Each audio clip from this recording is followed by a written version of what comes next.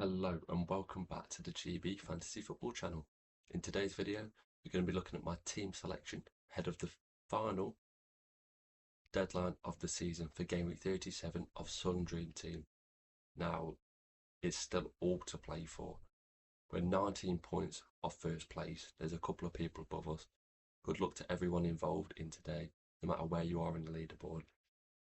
You might be chasing one of your mini league rivals. You might be going above. Time will tell on that front. If you like today's video, please do like, comment and subscribe to the channel. That'd be greatly appreciated. Without further ado, let's crack on with the video. Now, as I've mentioned, we are third in the world currently. It's been an incredible debut season. I couldn't have wished for much better. Literally the only time I'd played it before this year was the Euros for last summer. I did okay in that, nothing too great. Didn't really understand it. And then this season's come around. It's obviously different to the Euro game. The price points were changing. It was an interesting few weeks to say the least. Thankfully, everything came together and we are third. 19 points off first place. I think it's a little bit too much to catch, unfortunately. However, staying in that top 11 would be fantastic. £1,000 would go a long way. But what kind of team are we lining up for this last week? Now, the previous week, I captained Eze, went fantastically. Can I find one of those diamonds in the rough again? Onto the back four. We've got Raya in goal, away to Southampton. It's a fantastic fixture. I'd expect a clean sheet in that game. The games I've seen Southampton recently, they've barely got out of their own half. So for Arsenal to concede in that would be really disappointing. Gvardiol at the back, away to Fulham. He's not going anywhere. Man City need to win this game. But they need to draw at least to get Champions League football now, but they'll be targeting a win. Fulham have been a bit leaky recently, despite winning last week at Brentford.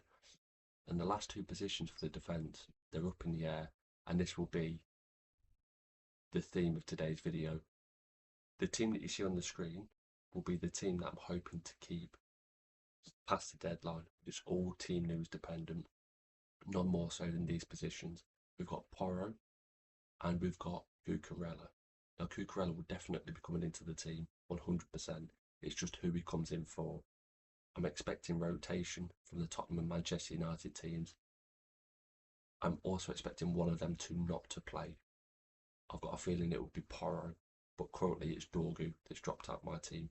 Aston Villa needs to win that game. Man United are going to be on a downer. I feel like Villa will score in that one. So currently it's Cucurella, Gvardiol, Porro. But if any of them are benched, that's who Cucurella will be coming in for. It's a midfield five this week. Once again, up in the air and extremely debatable. There's four people who are on my second transfer target list this week. Cucurella will definitely be one of them.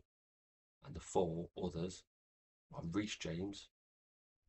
We've got Pedro Neto and we've got Enzo Fernandez, making 3 out of 4. I'll get to the fourth one in a little while. Currently, I've got Enzo Fernandez coming into the team for Kevin De Bruyne. Now, De Bruyne missed from a foot out last week and things might have been different.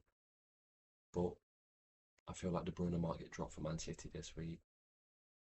I just feel like he's had his home game, he's had his send-off. I know they need to win this game, but for some reason I just feel like he won't play, and I'm not sure why.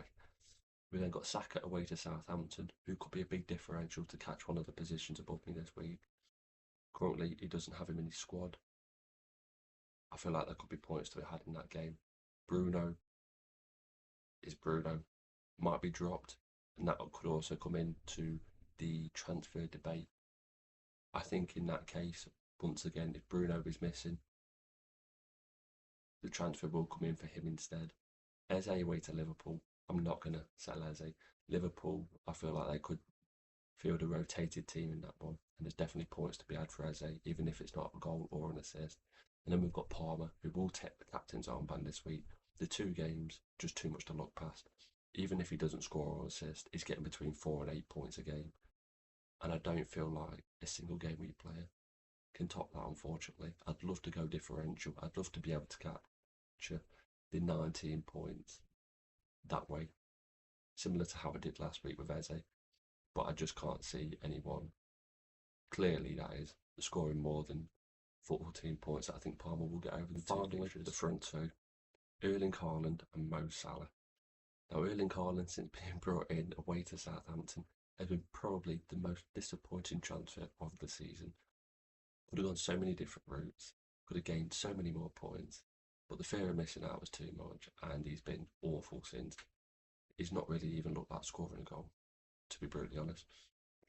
And Mo Salah carried us for most of the season, been poor for the last few weeks and months, but for me this week he offers a big differential for catching one of the positions above me. Now with Saka and Salah on my side, I think they'll be going up against an Mbeumo and maybe one other. I can see lots of goals in this game for Liverpool, and I can see lots of goals in this game for Palace as well. I feel like this would and could potentially be game of the day. Can he turn on that form from earlier in the year? I'm hoping so.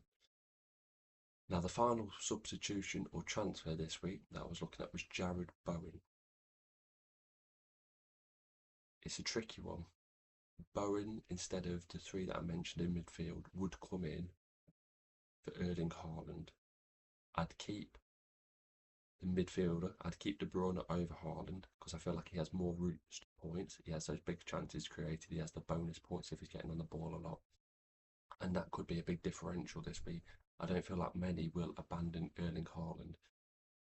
But is it too much of a gamble? Would I forgive myself dropping out those top 11 places, taking that much of a gamble this late in the season? I'm not sure. I could be lining up this week in a 3-5-2. I could be lining up in a 4-5-1 if I would go Reece James. Reece James, I believe, will be the one I'll look out for the most. I know there's only 3 days in between the Chelsea Forest fixture and the Conference League final. But Reece James, it could be a huge differential. There's clean sheet potential. I know Forest needs to score, but the clean sheet potential in both fixtures for Chelsea. And Reece James, attacking wise, he got the assist last week for the Cucurella goal. It could be a fantastic differential. But for me, the team on the screen is probably what I will line up with. Team news dependent, of course. And that completes the final Sundream team video of the season. It's been an emotional one. There's been a roller coaster. It's been up and down. But overall, I've really, really enjoyed it. It's a shame there's no game in between the seasons this year like the Euros one last year. But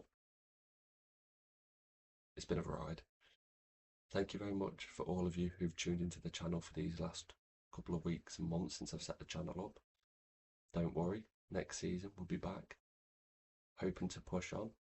Who knows, we might have a better season, but I tell you what we will do. We will be finding those players that we all need to find for points throughout the season. Socials are in the description below. We've got TikTok, we've got Instagram, we've got X, we've got all the good stuff. And please do like, comment and subscribe to the channel. It would be greatly appreciated. There's so much more stuff still to come on this channel in the future. And we're still pushing for those 50 subscribers before the end of the season.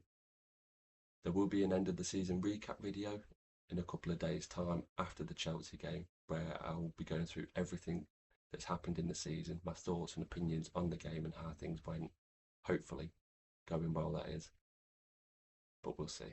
Thank you very much for watching, and I will be seeing you in a new video very soon.